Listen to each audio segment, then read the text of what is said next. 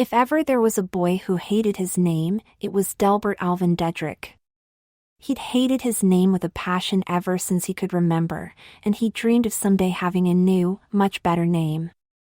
"Mother, why did you name me Delbert?" the boy asked constantly. "It was your grandfather's name," his mother always replied, "and I've always liked it." This answer did not satisfy Delbert at all, but it was the only answer he was ever given. Delbert didn't have any brothers or sisters, and his father had died when he was very young. However, his mother was an executive vice president at a large company, and they lived well in a nice house. Delbert was a normal boy, albeit on the small side and not very athletic. He had a thick mop of brown hair and light brown eyes. He was a smart kid who got good grades in school. He loved to read fantasy and science fiction books, but his favorite thing to do was play video games, and his great hope was to one day design games for a living. Every morning Delbert got up and had breakfast with his mother, who was a good cook. Afterwards she drove off to work in her silver BMW while Delbert walked 3 blocks to Forks Elementary. The last block was always the worst. That was where Darren, Todd and Lester were always waiting. The 3 school bullies were 6th graders, while Delbert was only in 4th grade. It seemed to Delbert that they waited near the school specifically for him, although the truth was they teased anyone and everyone they could. This morning, like every morning, they were waiting about half a block from school, like 3 ravens on a telephone line, just hanging out and looking for trouble. Delbert was walking along, listening to the crunch of gravel and dry leaves beneath his feet, and was on top of them before he realized it. "Good morning, Delbert," Todd said. Todd was wearing his Black Raiders logo shirt, which he wore almost every day. Delbert wasn't sure if he just liked the Raiders that much, or if he really didn't have any other shirts. "That's not my name," Delbert said. He clutched his book bag tighter, hoping the 3 bullies were only into verbal abuse this morning. "Oh, that's right. I'm sorry, Delbert." "With such a stupid name, it's a wonder he's even allowed in school," Lester added. Lester was the tallest of the trio, tall and thin. He was the center for Forks Elementary's basketball team. "Heh heh heh," Darren laughed. Darren was the fat one in the group. He never said anything, he just laughed at the other 2. He had a really weird laugh, like a retarded monkey in Delbert's opinion. "Delbert," Todd said. "What a stupid name." Delbert didn't say anything, because deep down he agreed with them 100%. Delbert was a stupid name. He was certain that if he had a better name he wouldn't get teased so much. "Delbert thinks he's better than us, don't you, Delbert?" Lester said. "All because your mama's a rich bitch with a fancy car." "You take that back," Delbert growled. "Make me," Lester said. Just once, Delbert wished he could land a solid punch in Lester's face, and maybe break a nose or some teeth. But he knew better than to even attempt a swing. They wanted him to start a fight, and he'd only get beaten up. Even when he'd had his friend Tom to back him up, that had been the result, and now Tom's family had moved to another city and Delbert didn't have any close friends. Now he was on his own. And it was true that his mother made more money than most people in this neighborhood. Delbert lived in a lower middle-class neighborhood, and although their house was quite nice, it was an older house that had been remodeled. But it wasn't as if his mother were rich. She just spent more of her money on good clothes and a nice car, instead of a more expensive house in a richer neighborhood. She always made sure that Delbert wore nice shirts and pants and shoes, but the end effect was to make him an obvious target for the school bullies. "So what's in the bag, Delbert?" Todd asked. "It sure seems important to him," Lester said. "Just school books," Delbert said defensively. He tried to hurry past the 3, but Todd was suddenly blocking his way. "Let me see," he said. He yanked the bag out of Delbert's grasp. "Give that back!" Delbert yelled. But the much taller boy held the bag up, out of his reach, then tossed it to Lester. While Darren laughed his stupid laugh, and Todd pinned Delbert's arms behind his back, Lester dug through the book bag. "Just school books, pencils, and some stupid sandwich," Lester said. He grinned wickedly, and threw everything into the nearby ditch. Todd gave Delbert a shove, and he stumbled into the ditch himself, landing on his hands and knees in the mud. Laughing and taunting, the three boys headed into the school. So did the crowd of kids who had stopped to watch the spectacle. But one, a girl Delbert's age, came forward. "They're so mean," Sarah said. She helped him to his feet and then helped him gather his books together. The sandwich, of course, was past redemption. "Don't you pay any attention to them," she added. "There's nothing wrong with your name, or with your mother having a nice car." Delbert sighed. "I know, but they make me so mad. If only I had a phaser, I'd vaporize them all and never have to worry about them ever again." Sarah laughed. "You say the strangest things sometimes. But you wouldn't really do that, would you? That would be murder." "No," Delbert admitted. "I just wish they'd leave me alone though. Maybe if I had a better name." Sarah laughed again. Delbert liked Sarah's laugh. It was like music or bells or birds singing.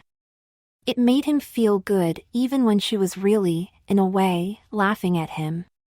She walked with him the rest of the way to school, which made him feel better. He cleaned off the mud as best he could in the boys' restroom, then headed to class. Unfortunately, the bullies were relentless. They teased him at lunch, in the hallway, during recess. They usually organized a game at recess, such as baseball or dodgeball, or smear the queer football.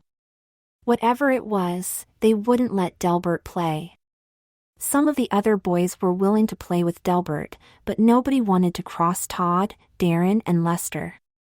Of course, Delbert wasn't the only one they excluded or made fun of, but the others were boys that Delbert didn't really want to play with either, like Sam, who always smelled like urine. Sarah Graham was the closest thing Delbert had to a best friend anymore, even if she was a girl. And she was pretty cool, for a girl. Sometimes Delbert played with her at recess, but other times Sarah would play with the other girls, and Delbert knew that no boys were welcome. Then he would either play by himself, or just wait for recess to be over. In the evening Delbert had to walk by the bullies again on his way home. They teased him as usual, but didn't do anything else this time. Delbert stared at the gravel and the dried-up grass as he walked. More and more, he was beginning to hate his entire life. Thinking that way made him feel guilty, though it wasn't as if his family was poor or his family life unstable. Really, his mom was one of the coolest moms he could ever have wanted. If only he had a better name, and more friends at school, and less enemies, things would be much better.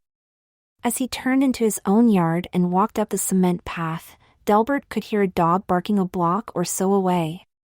For a moment he wished he had a dog or a cat to greet him every afternoon, but his mother was very allergic to both cats and dogs. He dug into his jeans pocket and removed a house key.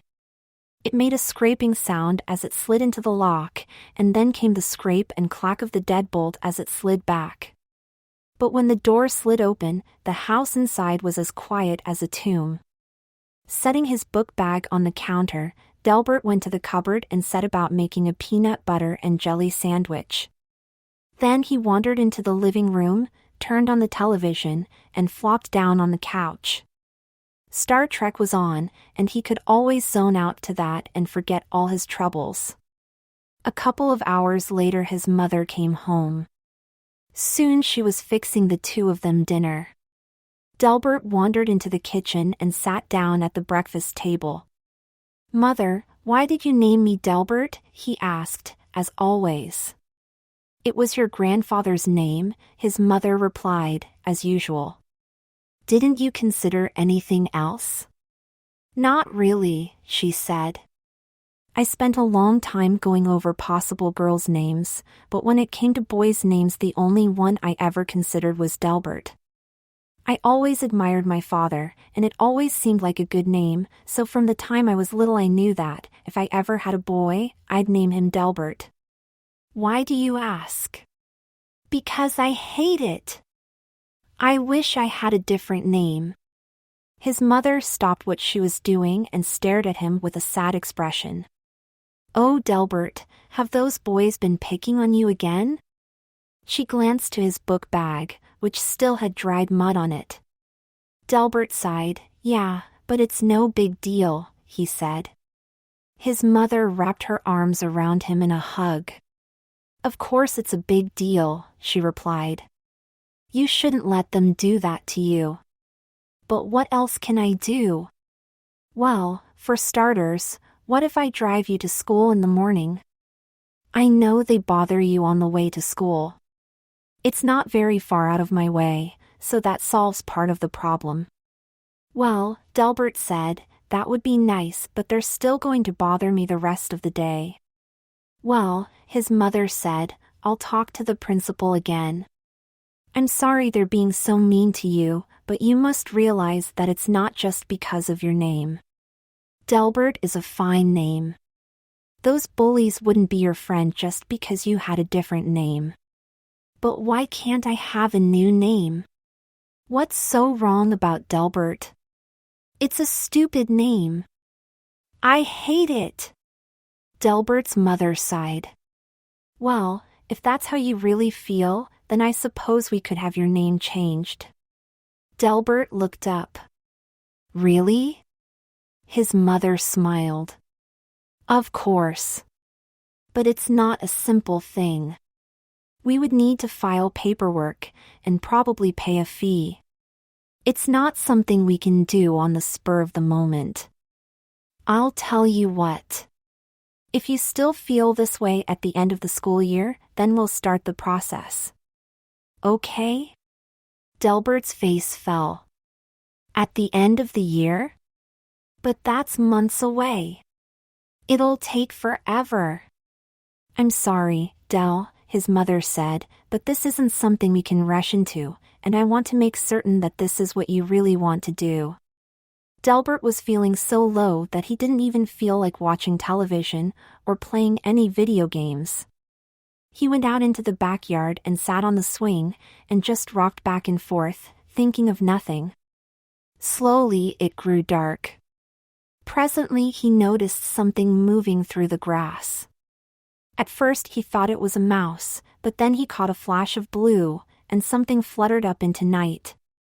It looked like a blue butterfly, but then as it drafted towards him he realized it was something else entirely. Delbert gasped. The thing that landed on the ground before him looked like a tiny, blue-skinned girl with delicate butterfly wings. She had on a gown of darker blue, almost indigo, and eyes that were bright yellow. She looked up at him, blinked, and then said, "Fair evening to thee, child of the earth." For a moment Delbert was too petrified to say anything. What did you say to a blue-skinned, butterfly-winged woman, who stood only 6 inches or so high? For a moment he thought that he must be dreaming, but he could feel the rubber seat of the swing wrapped around his thighs, feel the slightly rusted chains gripped in each hand, and feel the slight breeze that blew through the backyard and touslet his thick hair. Those kind of details were never in his dreams. And he recognized what the tiny woman was, a fairy. She looked remarkably like some of the Brian Froud pictures he'd seen. His mother loved the artwork of Brian Froud, and had several big books full of Froud's fairy artwork, and Delbert loved the beautiful and clever pictures of Froud's fairy folk too. But he'd never thought they might exist in real life. So when he could finally speak, he said, "Good evening to you too. Are you a fairy?" "Indeed," the creature replied, "I am one of the fairy realm." But tell me why you seem so sad. Is there something amiss? Delbert looked down again. For just a moment he'd completely forgotten the problem he'd been brooding on. Yeah, he said, I don't like my name. I want to change it, but my mother says I have to wait until the end of the school year. The fairy sat down at the edge of the grass and folded her hands into her lap. What is it that you are called? Delbert, he said, but I wish I had a different name. What, any name at all? Delbert is the stupidest name in the world, he replied. Anything's better than that. I just want a name that doesn't sound so stupid. I want a name that sounds better. The fairy girl frowned. Truly, I do not see what is wrong with your name, the fairy said. 'Tis an old name, from the English, and means day bright. That seems a goodly name to me. It's a stupid name. Delbert said forcefully, I hate it. I wish I had any other name. The fairy seemed to come to a decision, and stood up. Very well, she said, I can help grant your wish, but you must do exactly as I say. Before you go to bed tonight, write your name on a piece of paper and then burn it. When it has burned, rub the ashes onto your forehead just before you go to sleep. Make 3 black dots, forming a triangle, with 1 dot between your brows and the other 2 above it. When you wake in the morning you will have a new name. Delbert thought this was very strange, but he promised that he would do it. The fairy girl smiled at him and curtsied. May you wake on the morrow a happier person, she said, and with that, she leapt up and flew away into the night. The rest of the evening Delbert could hardly contain his excitement. What kind of name would he have? Surely something much better than Delbert. But how would he know? How would it work? Would he know his name when he woke up, or would he have to ask someone? When the time came to go to bed, he took a ceramic bowl from the kitchen and placed it on his desk. Carefully he wrote his name on a piece of paper and placed it in the bowl. He got out a box of matches, lit one, then held the flame to the paper. The paper began to burn. In less than a minute it was nothing but ashes. He waited to make sure the ashes were cool, then rubbed his finger in the ashes. Using a hand mirror, he carefully made 3 black marks on his forehead, just as the fairy had described.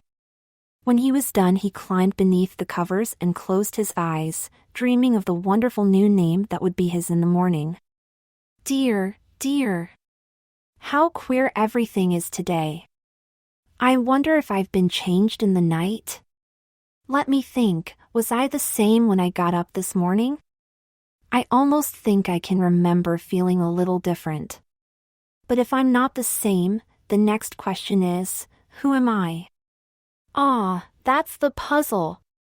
Alice, from Alice in Wonderland. When Delbert awoke the next day, he didn't feel any different. He sat up and looked around, seeing the bowl on his desktop where he'd burned the paper with his name on it. He grabbed the mirror from the desk and checked his forehead, but the black dots he'd placed there were gone. Had it worked? He concentrated, but he didn't feel like he had a new name. The only name that came to his mind was the one he'd always had, Delbert. Just then, there was a knock on the door. His mom opened it and stuck her head in. Are you awake, sleepyhead? You'd better hurry and get ready for school, it's already 1:15. Mom? Delbert asked. What's my name? His mother laughed. Natalie, what kind of game is this? She said. Can't you remember your own name? Natalie? That's my name? Well, of course, silly. Now hurry up and get dressed. Natalie? That couldn't be his name, could it? Horror spread through him, but deep in his heart he already knew it to be true. Now that his mom had spoken the name, he could feel it. His name was Natalie. How could the fairy have messed up? Why had she given him a girl's name? He was a boy, wasn't he? He felt his crotch just to be sure, and felt stupid for doing so. Of course he was a boy. The fairy had only promised to change his name. But that still left the question of why a boy had been given a girl's name. The newly christened Natalie ate breakfast solemnly, prompting his mother to ask more than once what was wrong. But of course, nothing was wrong, nothing except that he, clearly a boy, had been given a girl's name by that stupid blue fairy. He was pretty certain his mother wouldn't understand, so he just shrugged and kept eating. "Mom, why did you name me Natalie?" he asked as they drove to school. "Because," his mother replied, "I had my heart set on having a daughter, so I didn't even have any names picked out for a boy." "You didn't want a boy, then?" Natalie asked. "Oh, it's not that," she said. "I've told you this story many times before. You know that I was happy to have you, and that I love you very much. It's just that, I was so certain you would be a girl that I only picked out a girl's name." "Oh," Natalie replied. He stared out the window at the passing scenery. His mother's story sounded true, but in his heart he knew that it was a lie. The stupid fairy in the backyard was the one that really gave him a girl's name. He'd have to find her again and make her change it, not back to Delbert, of course, but to something that was a good name for a boy. "You could have come up with a boy's name," Natalie said. "I suppose I could have," his mother replied. "But I like the name Natalie." This answer made no sense to Natalie. The only explanation was that the fairy had done it, and somehow fixed it so that his mother thought she'd done it herself. But what rational person would give a boy such an obviously girlish name? Natalie recalled that some sports figures had names that sounded feminine. Shaquille or Dominique were really girls' names, weren't they? Of course, if you were 7 feet tall and weighed 350 pounds, it probably didn't matter that your name was Shaquille. Rock stars sometimes had strange names too, like Marilyn Manson and Alice Cooper. But they were famous. Natalie was pretty certain that nobody made fun of Marilyn Manson's name, at least not to his face. And hadn't Sarah told him that it wasn't his real name anyway, but just a stage name? Once he'd known a boy named Levon too. That seemed like a girl's name to him, but the boy had told him that it wasn't. He was African American, and said that meant he could have an unusual name. Anyway, it seemed to Natalie that black kids and athletes and famous people could have more unusual names, but he was white and not at all famous or athletic. And he was almost positive that even if he were all of those things, it still wouldn't be normal for him to be named Natalie. "So what's my middle name?" he asked. His mother laughed. "What's with you this morning? You act as if this is all new to you.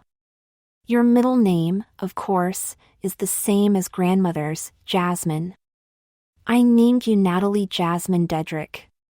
They drove on for a while as Natalie digested this news. So he had a girl's middle name, too. He was starting to get really mad at that stupid fairy. "So what would you have called me if you gave me a boy's name?" he finally asked. "I'd have to think about it," his mother replied. "Is this about you wanting to change your name?" "Like I said, if you still feel that way at the end of the school year, we can change it. But I've always adored the name Natalie, and never regretted giving you that name. But if you don't change your mind, I guess we'll need to think of a good boy's name." She paused for a moment as the school came into view. "How about Delbert? That was your grandfather's name, and I've always liked it." "No," Natalie said instantly. "Anything but Delbert." Natalie was so wrapped up in his own thoughts that morning that he hardly noticed what went on in class. His whole focus was on what he was going to do when he got home, and how he was going to find that wicked fairy girl and make her give him a better name. So intent was he on this goal, that he completely forgot about Todd, Darren, and Lester. When recess came, he wandered out to the edge of the playfield and sat down against a tree. "Hey there, little girl," someone said. Natalie glanced up, recognizing Todd's voice. The three bullies were arranged in front of him. Todd was wearing his Raider shirt as usual. It was amazing that he didn't wind up smelling like Sam after wearing it every day. He must wash it at night, Delbert thought. Darren had a football in his hand. Most of the other boys from the top 3 grades were gathered behind the 3 bullies. "Did you want to play football, little girl?" Lester asked. Natalie shook her head. "That's good, because we don't play with girls," Todd said. Darren laughed like an asthmatic hyena, and the other boys laughed too. "I'm not a girl," Natalie said. "Oh, but I think you are," Todd replied. "I mean, whoever heard of a boy with a name like Natalie? That's a girl's name, so you must be a girl." "Yeah," Lester said, "maybe you should wear a dress to school. I bet you'd look pretty with a ribbon in your hair." Natalie didn't respond. He just stared at his brown leather shoes, and the bullies began to lose interest. "Come on," Todd said. "We don't want to waste all of recess talking to some stupid girl." The other boys laughed at that, and then the group moved out into the field to start their game. Moments later, someone sat down beside Natalie. When he glanced up, he saw that it was Sarah. She was wearing a tan corduroy jumper, with a white shirt underneath, white tights, and brown pumps. She usually wore a nice dress or blouse and skirt, and maybe that was why she felt sympathy for Natalie, because her mom obviously made her dress extra nice for school too. Her blonde hair was tied with ribbons into 2 cute pigtails, which was how she usually wore it. "You shouldn't let those boys get you down," she said. "They're just a bunch of dopes anyway." "I know," Natalie said, wrapping his hands about his knees. "I just wish I didn't have such a stupid name." Sarah frowned. "Natalie is a beautiful name," she said. "I'd love to have a name like that." "Sarah's such a boring name in comparison." "But it's a girl's name," Natalie replied. "That's true," Sarah said, "but it's a very pretty name nonetheless." "Maybe it is," Natalie said. "I'm sure it's a good name, for a girl, but why did the fairy give it to me?" "I'm not a girl." Sarah stared at Natalie for a moment when he mentioned the fairy giving him a name, but she didn't ask what he meant. "Well, you may not be a girl," Sarah said, "but you're a lot more fun to be around than those stupid boys over there. Anyway, it could be worse. Natalie is a beautiful name, and even if it's a girl's name, it's a better name than a lot of boys' names I can think of. You wouldn't want a name like Melvin, or Myron, or Delbert, would you?" Natalie glanced at her sharply. "Delbert? Or Bartholomew," Sarah added. Natalie had to smile at that. "I can't ever imagine being named Bartholomew," he said. The two of them broke out into a fit of giggles. "Well, if it makes you feel any better, you can be my girlfriend for the rest of the day." "But I'm not a girl," Natalie said. "I know," Sarah said. "It's just pretend. Okay?" "Well, okay," Natalie replied, although he really didn't want to be even a pretend girl. For the rest of the day, when they weren't in class, Sarah and Natalie played together.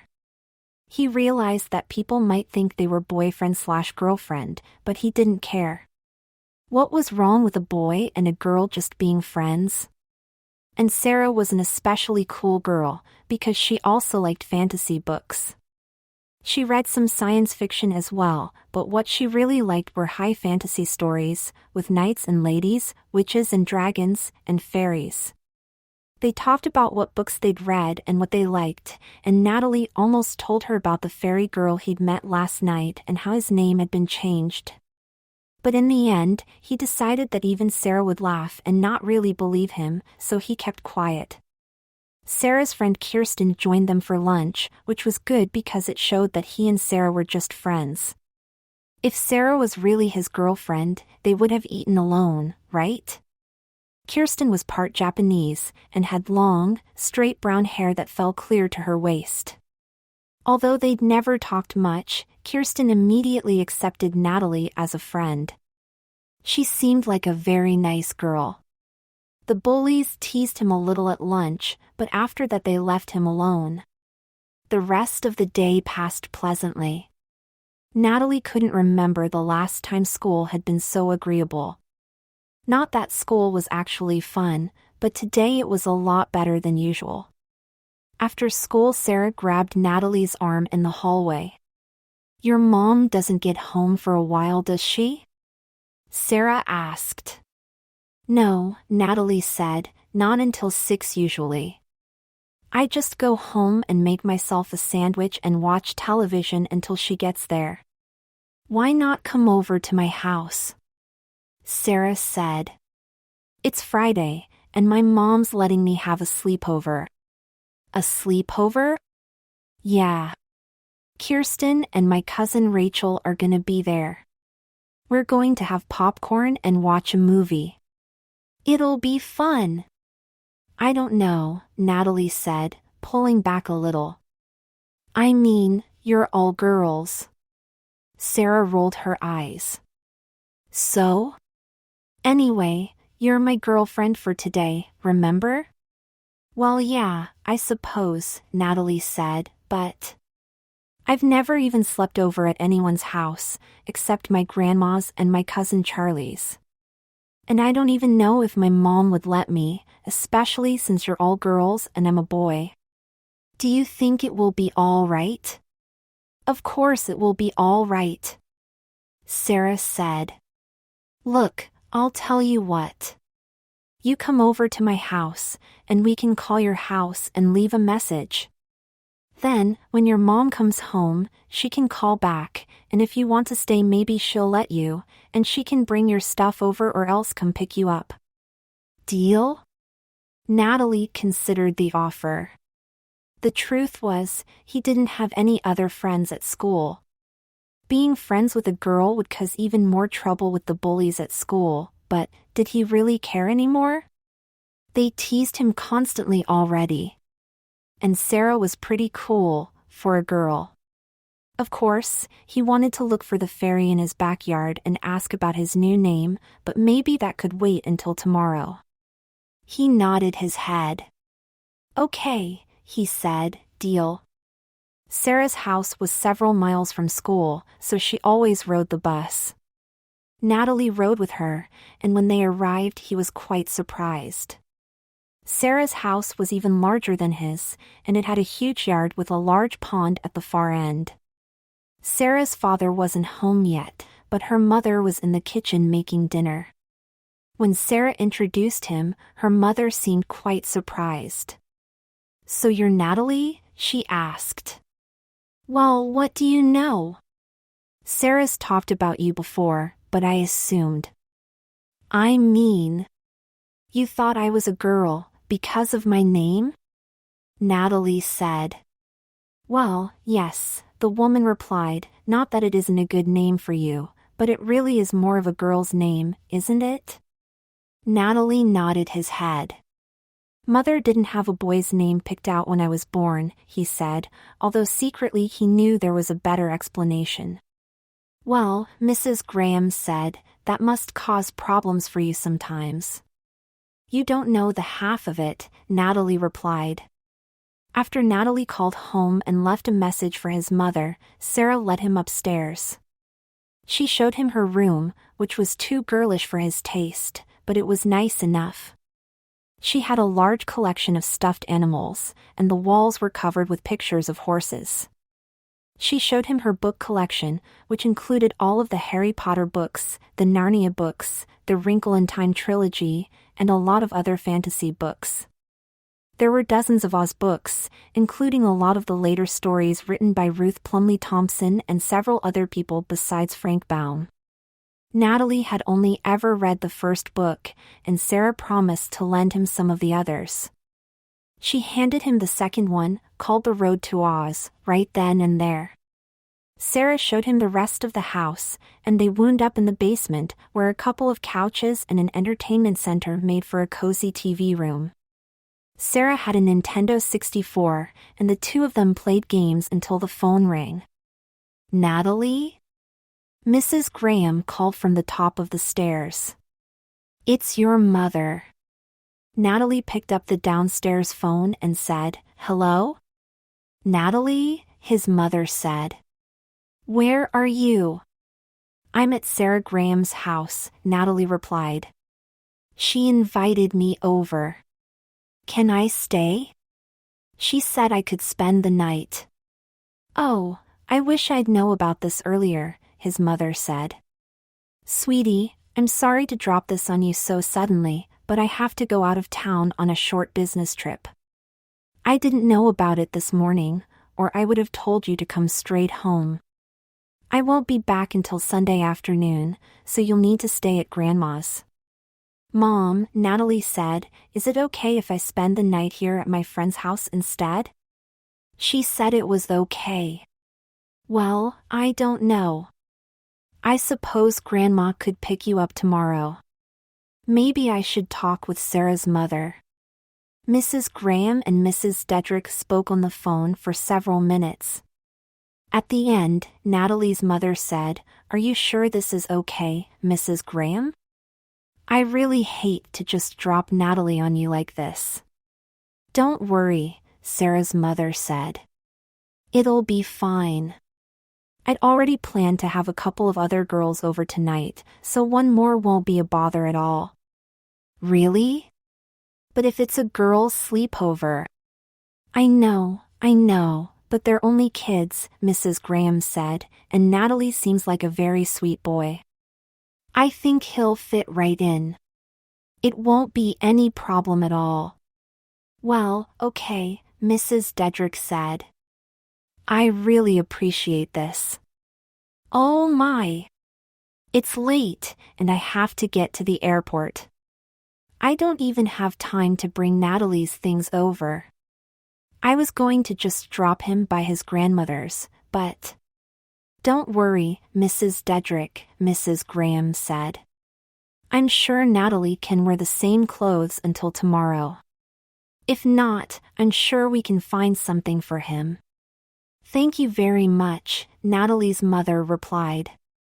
"You don't know how much I appreciate this. My return flight isn't until Sunday afternoon, so I'll give you his grandmother's number, and she can come pick him up tomorrow." Natalie was thrilled to hear that he could stay the night, and Sarah was happy too. "This is going to be the best sleepover," she exclaimed. "We're going to watch Princess Bride." "Have you seen that?" When Natalie shook his head no, she added, "It's a fantasy story. It's really funny, and kind of romantic too. I know you'll like it. In any case, Kirsten and Rachel won't be here for a while. What do you want to do?" What Natalie really wanted to do was check out the pond, so Sarah led the way across the yard and down to the water's edge. The pond was 20 or 30 yards across, Natalie decided. There was a small wooden dock with a rowboat tied to it. As they neared it, there was movement in the grass at the edge of the pond, and a series of plops, as if rocks were being dropped into the water. The surface of the water rippled in multiple places. "Frogs," Sarah said.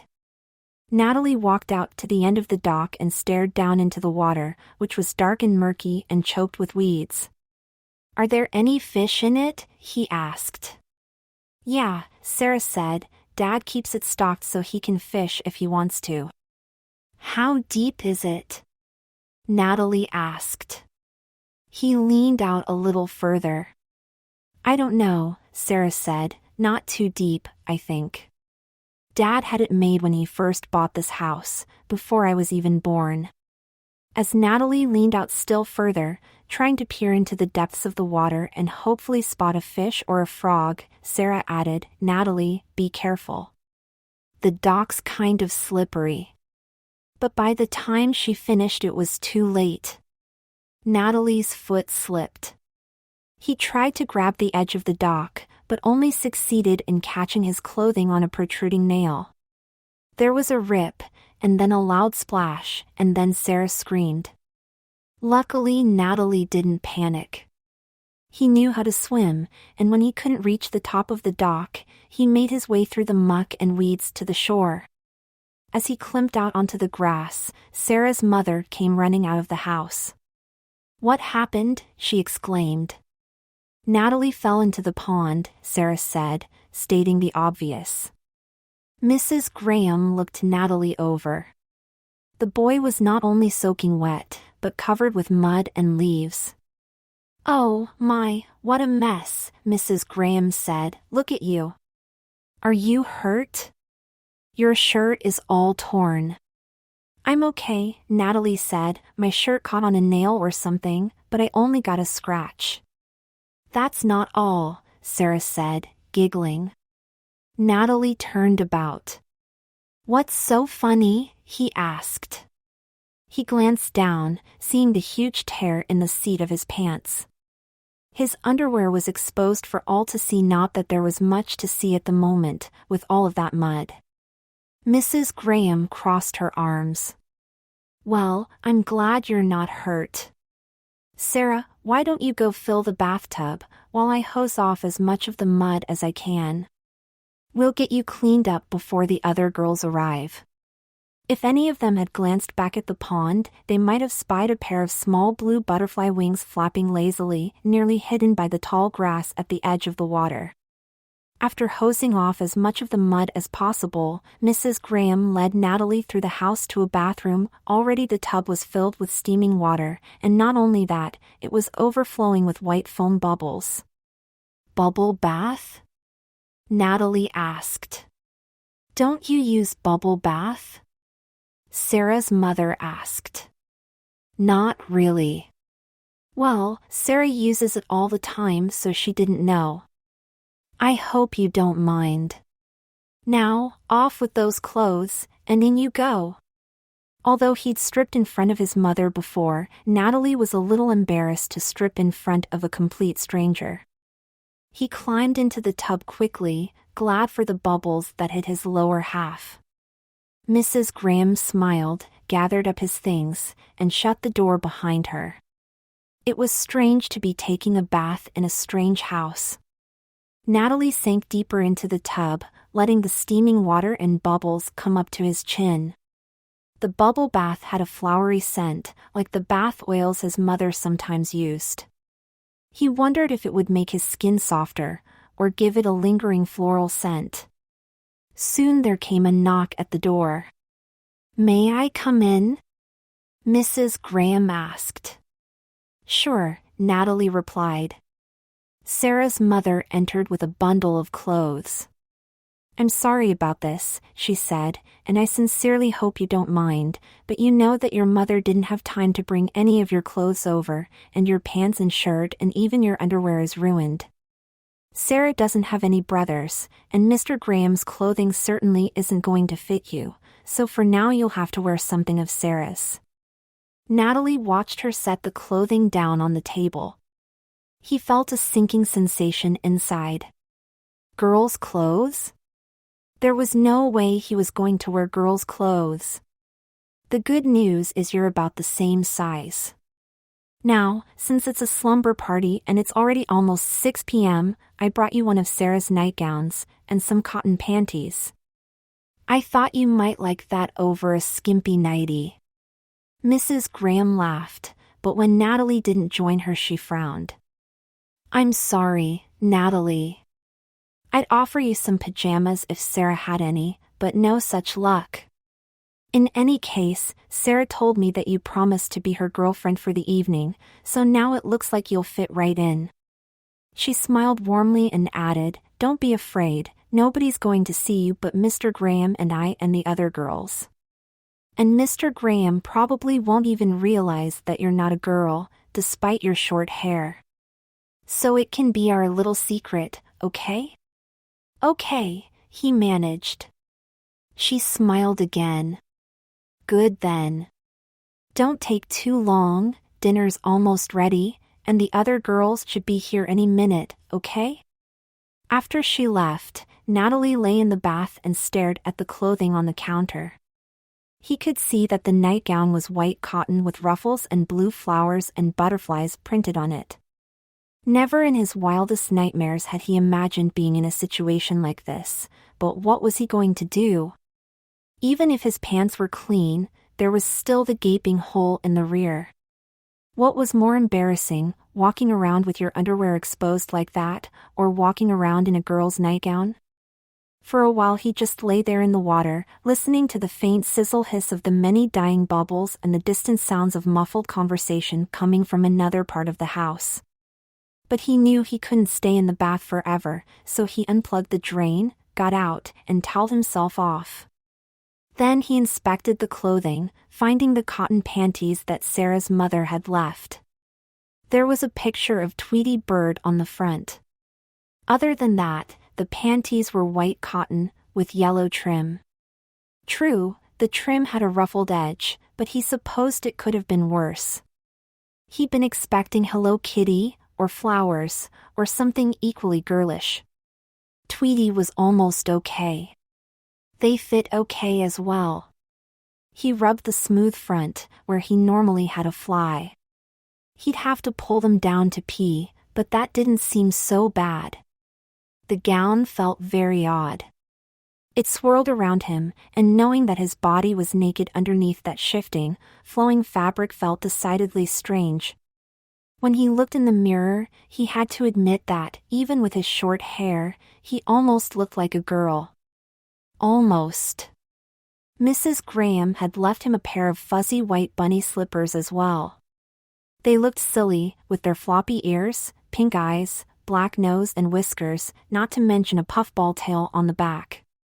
But they felt soft and warm when he placed his feet in them. Natalie opened the door and stepped out into the hallway.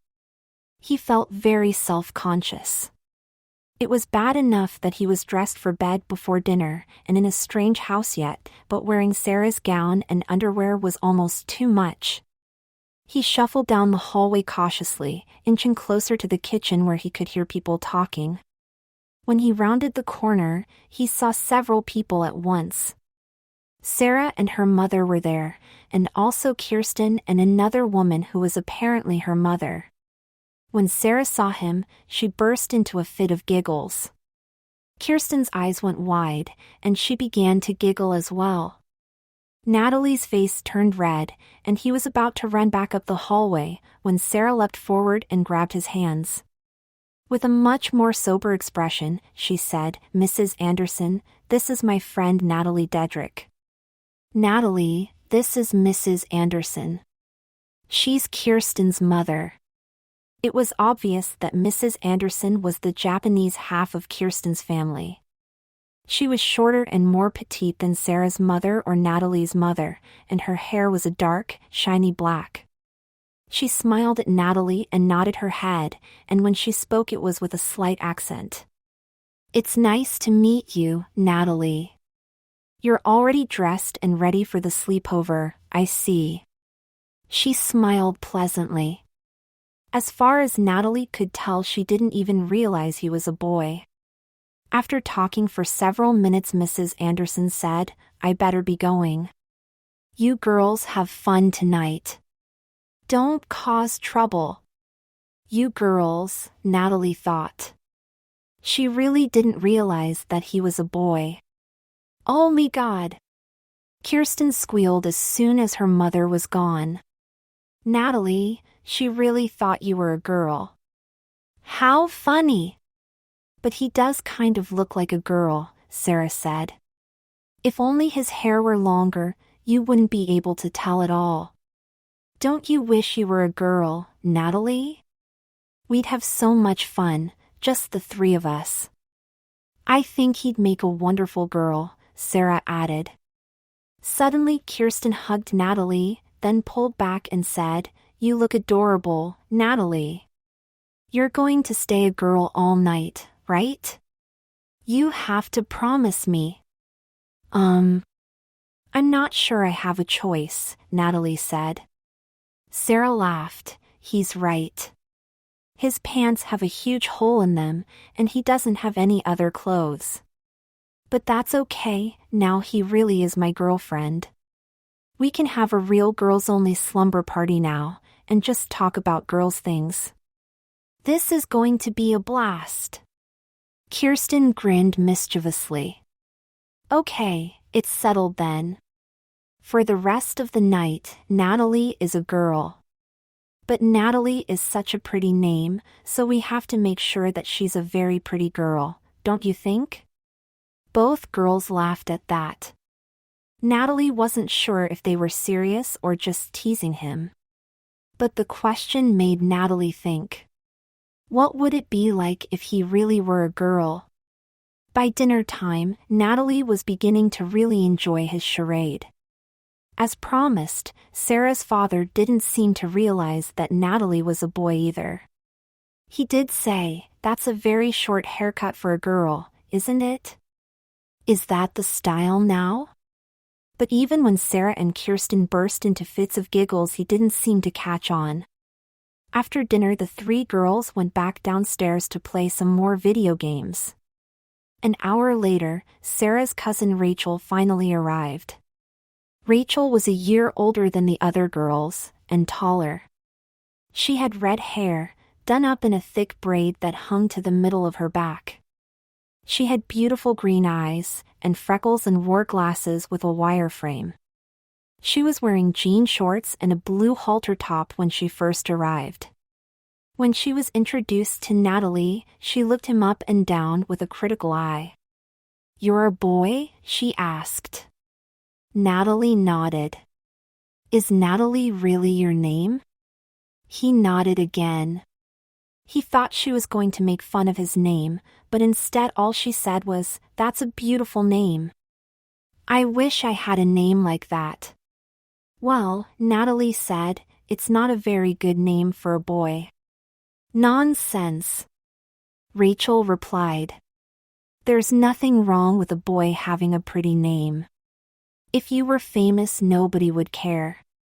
For that matter, there's nothing wrong with a boy looking pretty, and you really do, you know." Natalie wasn't sure what to say to that. Maybe looking pretty was okay with a girl like Rachel, but he guessed that Todd and the other bullies would have a different viewpoint, and would surely let him know what it was in no uncertain terms. "Rachel's right," Kirsten said. "And we promised to make you a very pretty girl, didn't we? I think it's time we do exactly that." The girls all laughed and agreed on the plan. Natalie wasn't sure what to expect. First, the three girls got ready for bed. Kirsten wore a cotton gown of light blue, while Sarah's nightie was pink with white trim. Rachel wore red knit capri leggings and a sleeveless red top. The three gathered around Natalie and went to work. They filed his nails, then painted his fingernails and toenails lavender. They gave him a full makeup job, then attached clip-on earrings to his ears. There really wasn't much they could do with his hair, as short as it was, but in the end they all declared that he was much prettier than before. Afterwards they played a few more computer games, and then Sarah started the movie. Natalie had never watched The Princess Bride, but it turned out to be one of the funniest movies he'd ever seen. Afterwards the girls laid out sleeping bags, blankets, and pillows on the floor of the den, and then sat around and talked. Mostly the other girls wanted to talk about boys, so Natalie just listened and didn't say too much. After a while Sarah's dad announced that he and Mrs. Graham were going to bed.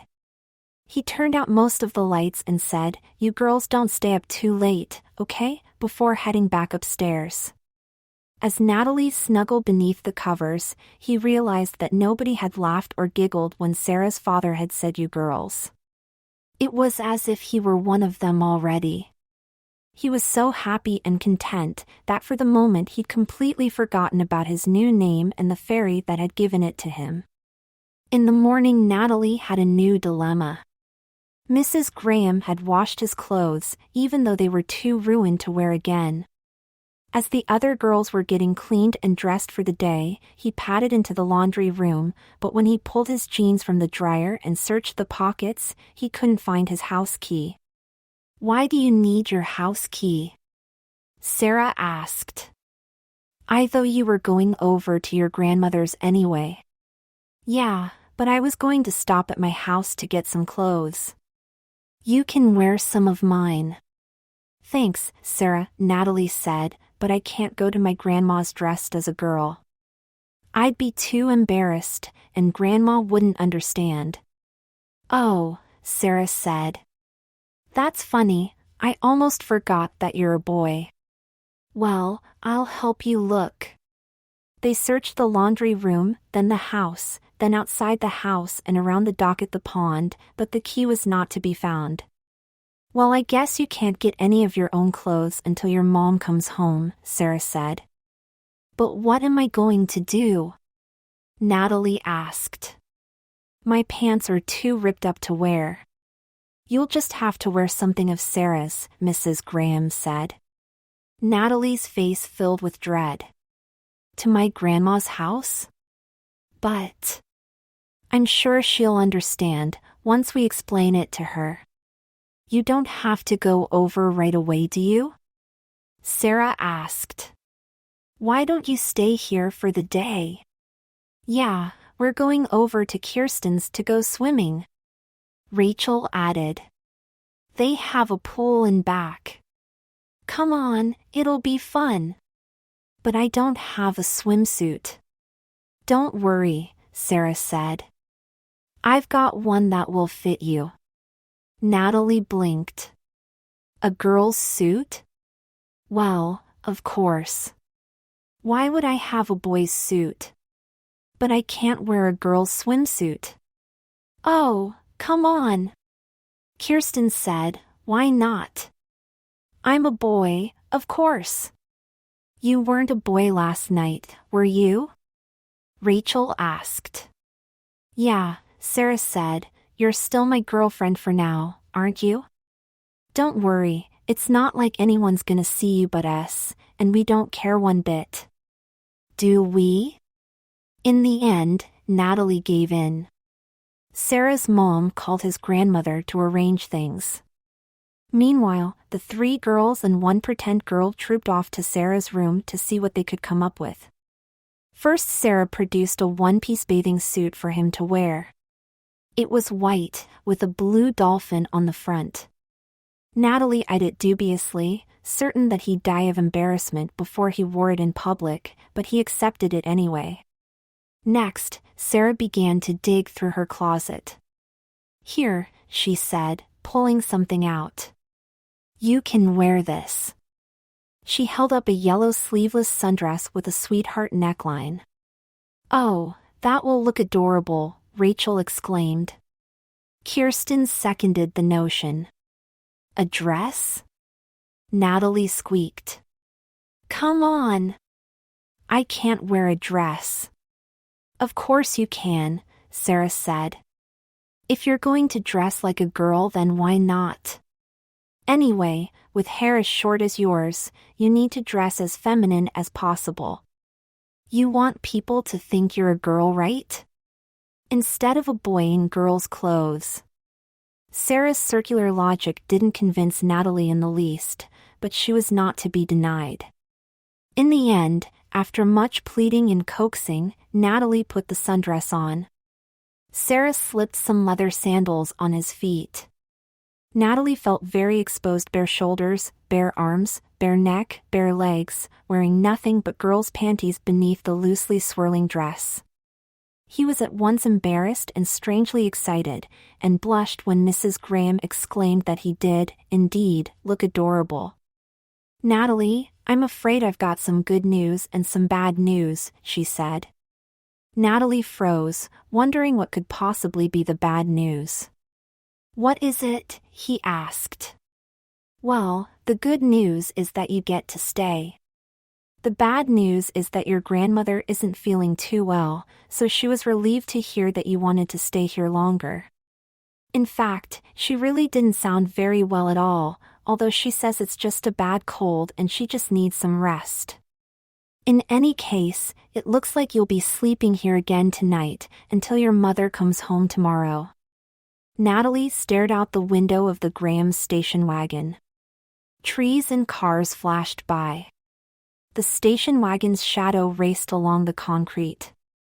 The sunlight shone bright, and everywhere it seemed that the world was busy and filled with life.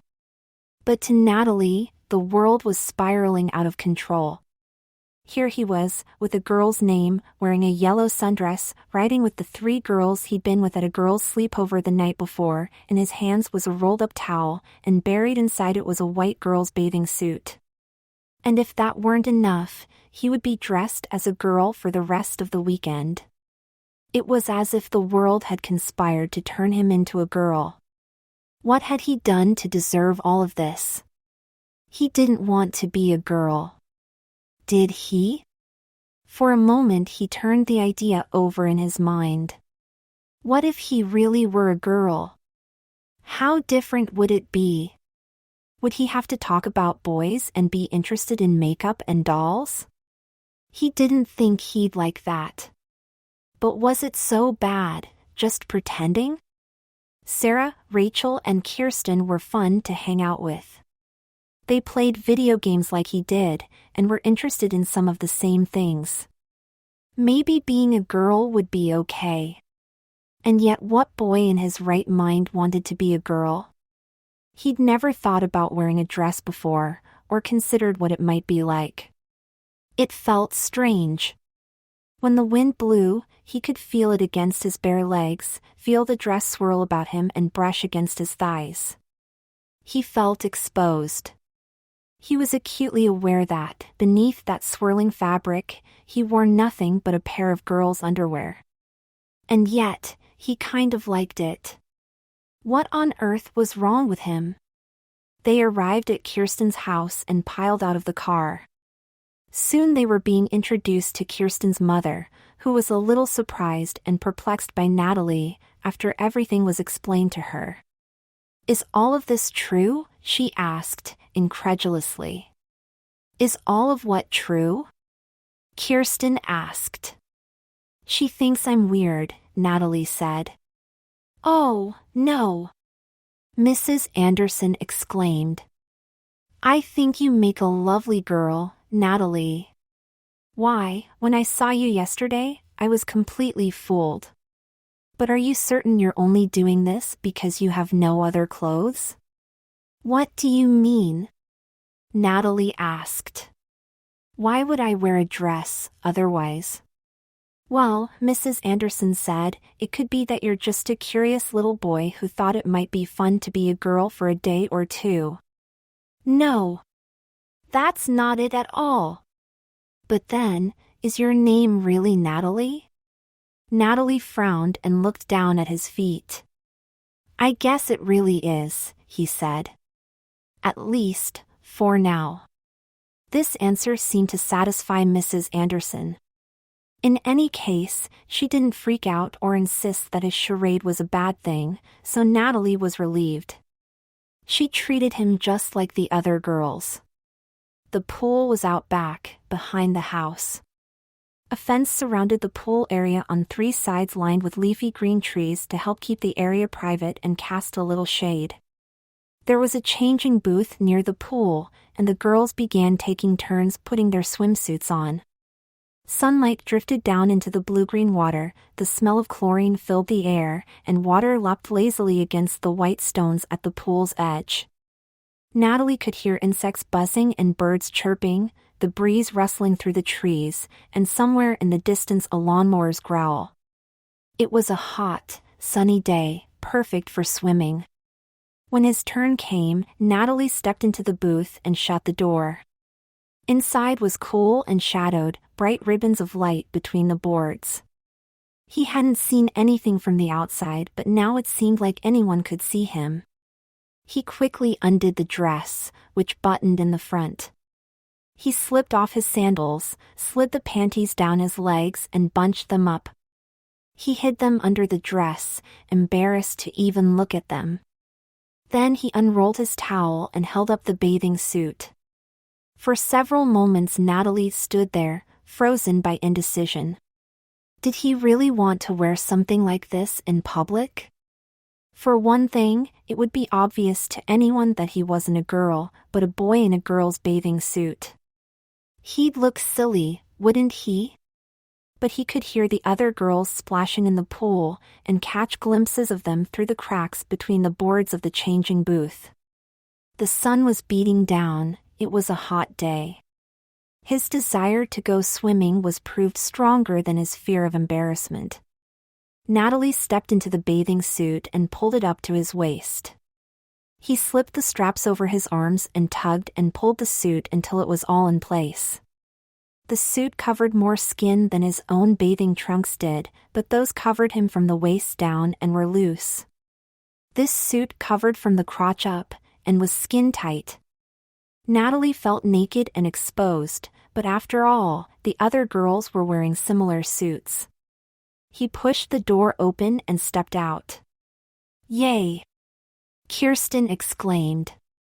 "You did it! You look great, Natalie." Sarah added. "No, I don't. I look silly," Natalie said. But the support of the others made him feel less self-conscious. Soon he was splashing around the pool with them, playing tag and other games. Kirsten's mother started up a barbecue and began to cook some hamburgers, which smelled wonderful. And somewhere amid the laughter and splashing, the warm sun and the sizzle and smoke from the grill, Natalie completely forgot that he was dressed odd or was different from the other girls. Later, after they ate, Kirsten showed them her room. They played some video games, watched a video, and then decided to head back to the pool. Soon, Natalie and Sarah were floating in the water, alone. The other two girls had gone inside to look for a beach ball. "How do you feel?" Sarah asked. "Great," Natalie replied. Then he thought about it, and his face scrunched up. "Actually, I was thinking about all of this on the ride over. It's like everything is spinning out of control. Like someone is arranging things on purpose to make me dress and act like a girl. Is that such a bad thing? I'm not a girl. But now I'm stuck as a girl all weekend. Aren't you having fun?" "Well, sure, but nothing. Look at it from the other side, Natalie. It's not that you're stuck as a girl until tomorrow, it's that you get to be a girl until tomorrow, and then you have to go back to being a boy. I suppose. You're my girlfriend, right? At least until tomorrow." Natalie blinked. That last bit had struck home. "Sarah, after tomorrow, you'll still be my friend, right?" "Of course. I've always been your friend, haven't I?" Natalie nodded, because it was true. But it wasn't really the same thing at all. Girls and boys weren't best friends. They didn't hang out together like he and Sarah had been doing this weekend. The only boys and girls that hung out together at school were boyfriend/girlfriend, and Natalie and Sarah certainly weren't that. He'd been so preoccupied with his problems with being a girl that he'd forgotten how much fun it was to be Sarah's girlfriend. "Sarah, you're the best friend I've ever had." "Really?" "Yeah. I haven't even had a close friend since Tom moved away." "Well, you're pretty cool for a boy. If you were a girl, you could be my best friend, but I guess since you're a boy you can be my best friend who's a boy, okay?" Natalie frowned. He supposed that was the best he could hope for. "Sarah," he said, "do you always remember calling me Natalie?" "What do you mean?" "It's your name, right?" "Yeah, But has it been my name ever since you've known me? Of course. Because until 2 days ago, my name was Delbert. Delbert? Sarah made a face. That's kind of a dumb name, isn't it? Yeah, it is. That's why I had it changed. Only the fairy who changed it gave me a girl's name instead. But you've always been Natalie, ever since I met you in 1st grade, Sarah said. Well, that's how it works, I guess, Natalie said, and he told Sarah the whole story about meeting the fairy and getting his name changed. So when you woke up, it was like your name had always been Natalie? She asked. Natalie nodded. Sarah thought it over. I always wondered how a boy could get such a girlish name, she finally said. Are you going to try and find the fairy again, and get your name changed back? Yeah, but not to Delbert again. I want a different name, but not a girl's name. Just then, Kirsten and Rachel were back with the beach ball, and Natalie let the whole conversation slip from her mind. Late in the afternoon, the girls decide to walk to the store and get some ice cream. Walk down the street? Natalie exclaimed. I can't do that. Why not? Sarah demanded. Because. Natalie looked down at himself, indicating the obvious. I'm wearing a dress. So? Sarah replied, so am I. But I'm not a girl. Sure you are. You promised to be one, remember? Just for today. But. Look, Sarah said, if you want to stay behind, then fine. You don't have to come with us. But I can't bring you an ice cream cone, it'll melt before we get back. So if you want one, you have to come with us. Okay? Natalie finally agreed, but he felt self-conscious as he walked down the sidewalk in his summer dress. But nobody paid him or the girls any attention. It was several blocks to the local Dairy Queen. They each got an ice cream cone and sat in one of the booths. Natalie was glad he'd come. The ice cream tasted great, but by the time they were done, he realized he had another problem. I need to use the bathroom, he whispered to Sarah. Okay, Sarah said, go ahead. So? Use the girls then. Natalie looked horrified. I can't go in the girls' bathroom. Kirsten and Rachel were giggling at him. Sarah rolled her eyes. Why not? You're a girl, aren't you? Only pretend. Look, Sarah said, I'll come with you.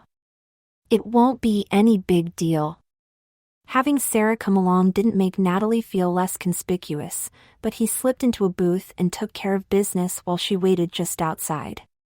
The girls' restroom wasn't very different from the boys'. Of course there was an extra booth, instead of a urinal or two, and Natalie imagined that it smelled nicer, for some reason.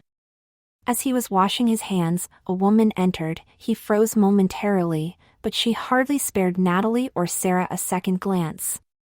Still, Natalie was happier once they were back at their table. In fact, the whole trip to the Dairy Queen had been far less of a problem than Natalie had anticipated. He was almost used to wearing a dress, and far less self-conscious than he'd been earlier. But all of that changed on the trip back to Kirsten's house. 2 blocks from Kirsten's, they ran into the 3 people Natalie wanted to see least. Standing on the sidewalk near an empty field were Todd, Lester, and Darren. Natalie and the girls had been talking and not really paying attention, and were almost upon the trio before they realized it. By then it was too late to avoid the boys, who'd already spotted them. Well, Todd said. What do we have here? For little girls, wearing dresses. Lester, the tall skinny one, smirked. You look good in a dress, Natalie, he said.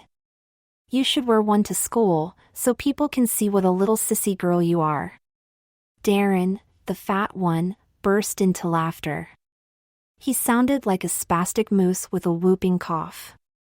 "Maybe you should wear a dress, too," Kirsten retorted. "At least you'd have something to wear besides that stupid Raiders shirt." Kirsten had bought a sundae to bring back to her mother. With a snarl, Todd grabbed it and knocked it to the sidewalk, then stepped on it for good measure. "Oops," he said, laughing. "How clumsy of me." "Oh, can you ever forgive me?" Darren laughed like a demented jackal. "What did you do that for?" Kirsten growled. "You bully!" Natalie yelled. "You'd better pay for that." "Are you going to cry, like a little girl?" Todd asked. Natalie took a swing at Todd, who dodged it easily. The next moment, Lester and Darren had Natalie's arms pinned behind him. He struggled, but it was no use. "Is she wearing panties like a good little girl?" Lester asked. "I don't know," Todd said. "Let's find out." Natalie kicked and screamed, but the older boys were far too strong for him. Todd pulled the hem of his dress up, so that everyone could see the panties he wore underneath. "Leave her alone!" Kirsten jumped forward, but Todd shoved her back. She fell on the sidewalk, skinning her knee in the process. Todd suddenly grabbed Natalie's crotch. "You pervert!" Sarah screamed. "Uh-oh," Todd said. "It looks like our little girl has something she's not supposed to have." "A penis." "Girls aren't supposed to have those," Lester said. "Maybe we should cut it off," Todd said. "No!" Natalie screamed. But Lester and Darren dragged him into the grassy field and yanked him to the ground, pinning his arms and legs. Todd had to knock down Sarah and Rachel, and then Kirsten again. Then he laughed and produced a pocket knife. He stood over Natalie, waving the knife in the air. "Now, Natalie, don't struggle. We just want to make sure you're a proper little girl." "Stay away from him, you sicko!" Sarah yelled. "We're calling the police," Rachel added. Todd ignored them. He bent down and slid the blade of his knife through one leg of the panties, then pulled up, slicing the fabric. Natalie was pleading and whimpering, and tears were rolling down his cheeks. Todd cut the other leg and pulled the butchered panties free. "Listen to her crying," he said with glee, "just like a little girl." Darren was laughing like a brainless ape. "But she's not exactly like a little girl, is she?" Lester said, grinning. "No," Todd said, "but we're gonna fix that." He held the knife up, so Natalie could see it, and then something bright blue flashed across the grass. Todd froze in mid-motion, and remained frozen. His skin, his hair, even his silver and black shirt had turned bluish. It was almost as if someone had coated him in a thin layer of blue plastic. "What the?" Darren said. It was just about the first time Natalie had heard him say anything, and it was also the last. He started to get up. There was another blue flash, and Darren was also frozen in mid-movement. Lester jumped up. "Wait," he yelled.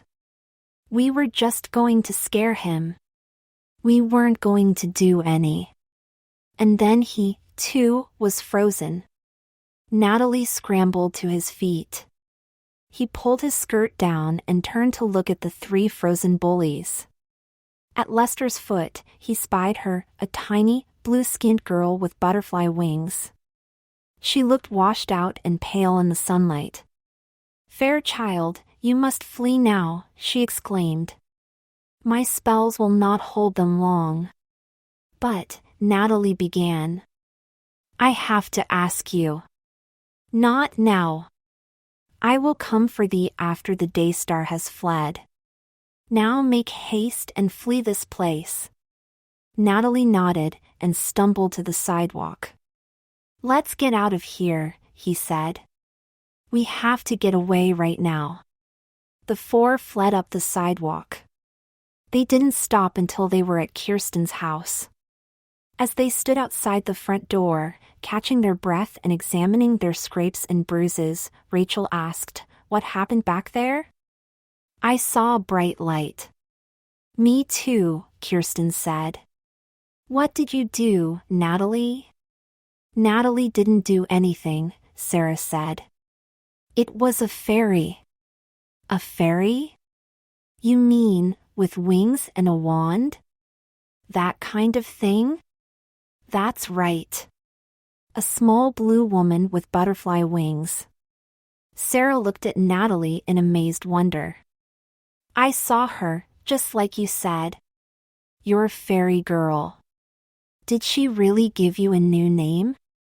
As the sun faded into evening and the sky grew dark, the girls gathered by the pool. They were talking in hushed whispers about school, and bullies, and cute boys, and nothing in general, certainly nothing Natalie wanted to discuss. He glanced out across the smooth, black surface of the pool, and gasped. "What?" Sarah asked. Natalie pointed. Something small and blue was fluttering over the water. It looked like a butterfly at first, but unlike any butterfly, it was surrounded by a bright blue glow that was reflected in the surface of the pool. As it drew nearer, they could all see that it was, indeed, a girl with blue skin, a dark indigo robe, yellow eyes, and brilliant turquoise wings. She landed on the tiled area that bordered the pool and then curtsied. "Fair evening indeed, children of the earth," she said. The others were speechless. "Good evening," Natalie managed. The fairy smiled at Natalie. "You make a very pretty girl, friend Natalie," she said. "If you had longer hair you would look beautiful indeed." "I'm not a girl," Natalie said. "This is true," the fairy replied. She tilted her head. "But perhaps you would like to be?" Natalie looked away. "I don't know. What kind of boy wants to be a girl?" The fairy seemed to consider this. "Although I have known of boys who wish to be girls, truly I do not know the reason why they wished so. But after all, I have always been happy that I was a girl." "Are your friends also content that they are girls?"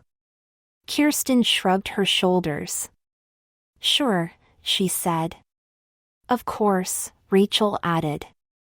Sarah laughed. "Who'd want to be a boy anyway?" She glanced at Natalie and said, "No offense, Natalie. You're pretty cool, for a boy." "There is much that is good in being a girl," the fairy said. "Perhaps some boys understand this better than most. Perhaps some boys enjoy being pretty, and dressing in beautiful gowns? It is not for me to say." "Maybe," Natalie conceded. "I never thought about it before, but I guess there's some good things about being a girl." "I have always thought so." "But I'm not a girl," Natalie said again. "So why did you name me Natalie? Do you not like your new name? Are you not satisfied? If so, it is a simple matter to return to you your previous name." "You mean Delbert?" Natalie asked. "No. I don't ever want that name ever again." "Well then," the fairy said, "you must be satisfied with your new name." "Don't be stupid," Natalie said. "It's all messed up. It's all wrong. Can't you see? You gave me a girl's name, you must have made a mistake." "I make a mistake?" The fairy frowned. "I doubt that sincerely. Nor I do not see what is wrong with the name I gave you," she said. "It is a perfectly good name, from the Latin tongue, meaning day of birth or to be born. Given that you were being rechristened, and in a sense being reborn, I thought it a good name indeed, and quite pretty as well. It's a very pretty name, Sarah said.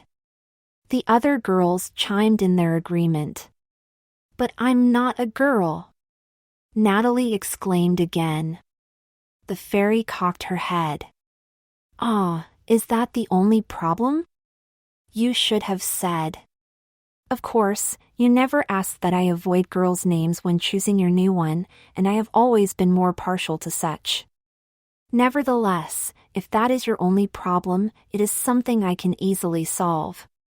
Then you'll give me a different name? Natalie asked. Can I choose it? The fairy laughed. Changing one's name is not so easy a task, Earth Child. Already you have had twice as many names as most people could ever find a use for. Nor should anyone ever be allowed to name themselves, as they will always choose a name suited to who they want to be instead of one suited to who they really are. Therefore, I cannot make specific promises, but I do see that you are right, and I have given you a name that does not fit your gender. This I will correct. When tomorrow dawns and you wake, this problem shall be solved. Natalie frowned, not quite sure what the fairy was saying. Then I'll have a boy's name again, something other than Delbert? He asked. Must I repeat myself, Earth Child? The fairy asked in an exasperated voice. No, that's okay, Natalie replied. Do I need to burn my name and put ashes on my face again? Nay, the fairy said with a laugh, such rituals are rarely needed for magic such as mine. Then why did I have to do it the first time? The fairy grinned mischievously. It pleased me, she said. Not only did you provide me with a bit of amusement, but it also showed that you were quite earnest about our contract. Since humans often say what they do not mean, I am given to asking that they prove their intentions with various little rituals that I invent on the spot. She made you jump through some hoops to prove that you were serious, Sarah said. That is indeed the case, the fairy said. But this time, we may seal the contract without any hoop jumping as your friend puts it. Just say that you agree, and it shall be done as I have said. I agree, Natalie said. Then it shall be as I have said. Natalie didn't know what to say. He still wasn't sure he trusted the fairy. What did you do to those bullies? Sarah asked. Ah, the fairy said. They are a large part of the problem, I think. They have mocked Natalie for the name which I bestowed upon him, is that not correct? Natalie nodded. I had thought as much. I was greatly vexed that they would laugh at such a beautiful name, and one of my choosing. But do not worry about them. I have ensured that they will trouble you no more. What did you do to them? Kirsten asked, again. The fairy smirked. That I will not say, but I assure you it is nothing overly drastic. It is, in fact, very likely a better fate than they deserve. She glanced at the other girls. Since I am here, do any of you wish to have your names changed? She asked. Rachel and Kirsten looked at each other, and then back to the fairy maid. Nah, they replied in unison. The fairy smiled. I see. You are both happy with who you are, and that is a very good thing indeed. I'd like a new name, Sarah said. Indeed, the fairy said. What is wrong with the name you have? Nothing, really, Sarah said. It's just a little plain and boring, isn't it? I think I'd like something more beautiful and exotic. Well, in that case, I'll see what I can do. It's no use going back to yesterday, because I was a different person then. Alice, from Alice in Wonderland. Natalie knew something was different the minute she awoke. She sat up and brushed the hair out of her face. She looked about. For a moment everything looked new and strange, confusing, and she couldn't figure out where she was. Then she remembered, she was in Sarah's room, in the bed they'd made for her on the floor. Sarah was asleep on the nearby bed, breathing softly. Or was she? As Natalie gazed on her sleeping friend, a part of her mind reminded her that it was not Sarah, but Cinnamon. Well, that name was certainly less common than Sarah. She hoped Cinnamon would like it. Natalie got to her feet and padded to the long mirror on the closet door. Looking back at her was a girl with shoulder-length brown hair. She was, Natalie decided, a very pretty girl indeed. So, the fairy girl had tricked her again. But this time Natalie didn't really mind. She'd never actually wished to be a girl, but now that she was one, she thought she might like it. She heard the bed creak behind her, and then soft footsteps padding across the floor. "Natalie?" Cinnamon asked. "What happened to your hair?" Natalie turned around. Cinnamon's eyes went wide. Are you really a girl now?" "For real?" Natalie nodded her head. "For real." Even, Cinnamon gestured in the general direction of Natalie's crotch. "Even down there?" In response, Natalie lifted the front of her nightgown, revealing her tummy, thighs, and panties. There was no bulge in front, as there had been the night before. She was a perfectly normal little girl. "Wow," Cinnamon said. She sat down on her bed. "Wow. I didn't know the fairy was going to do that." "You don't mind, do you? I mean, are you okay with being a girl? Do you mind being a girl?" Natalie asked. "Of course not. I'd never want to be a boy." "Well then," Natalie said, smiling, "I don't mind either." Cinnamon and Natalie bathed together that morning and helped each other get dressed and ready for the day. It was as if they'd always been girlfriends. And they probably had, Natalie realized. At least, everyone else probably thought they had. Cinnamon was surprised and confounded by her new name. "Well, it's not exactly what I would have chosen," she said. "But I guess it's better than Sarah." "I don't know about more beautiful," Natalie said, "but it's certainly a spicier name." "Oh. You shut up, miss. My name was Delbert."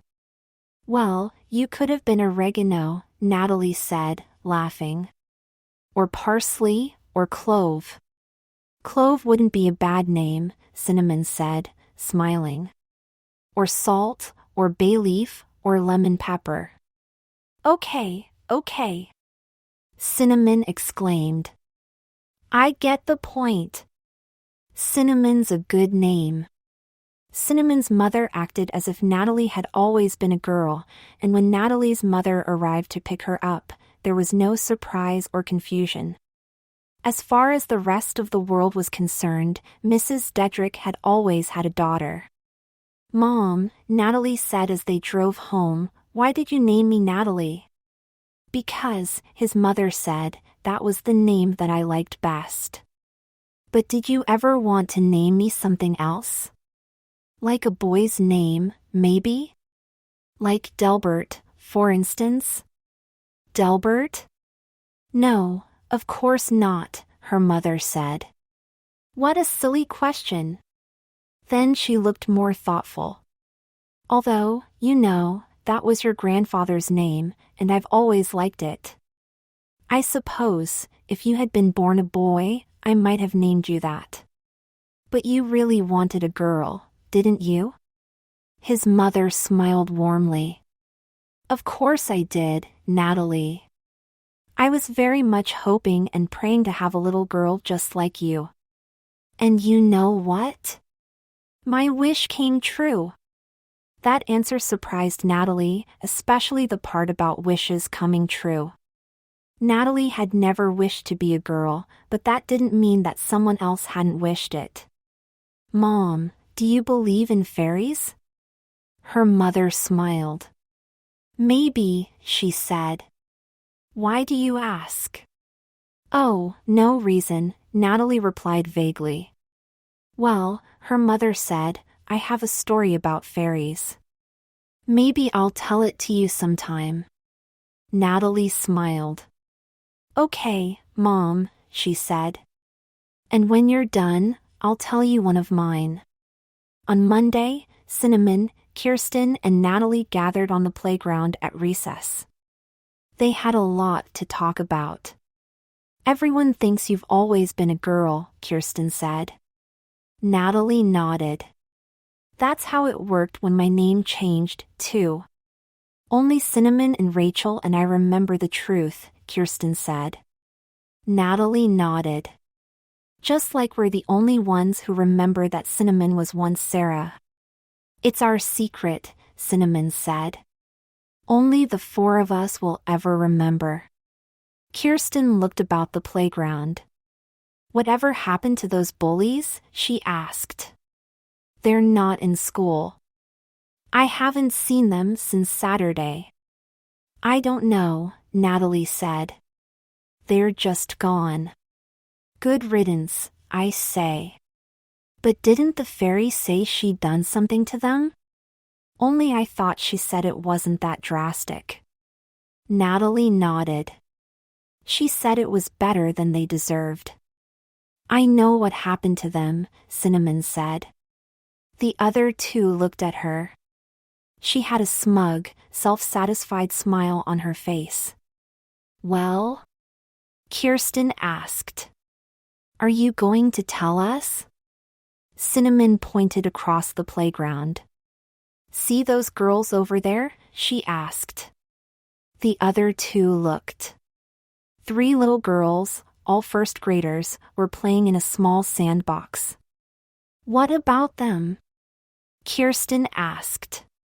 They weren't here last week, Cinnamon said. The blonde one, that's Tori Davis.